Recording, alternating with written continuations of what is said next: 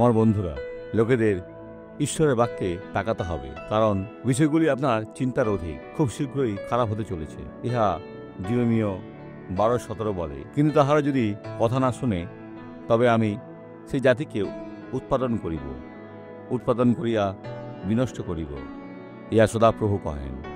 পুনরায় পড়ি, কিন্তু তাহারা যদি কথা না শুনে, তবে আমি সেই জাতিকে উৎপাদন করিয়া বিনষ্ট করিব, ইহা সদাপ্রভু কহেন।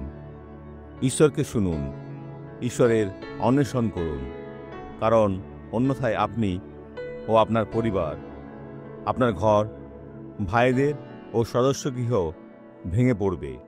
ঈশ্বরের কাছে যাওয়ার আপনার একটা সমর্পণ রয়েছে। এই স্বাক্ষরে দেখুন। এই মধুমেহের জন্য আমি হাত তুলতে পারতাম না, যেহেতু হাড় শক্ত হয়ে গিয়েছে, তাই করতে পারতাম না। কতদিন? 19 বছর। 19 বছর? আপনি ঝুঁকতেও পারতেন না?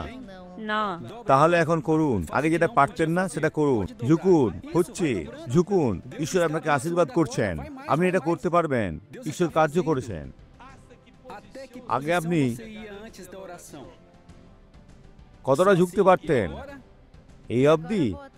আর এখন পুরোটা বসবো। আবার করুন। দেখুন, উনি মাটি অবধি যাচ্ছেন।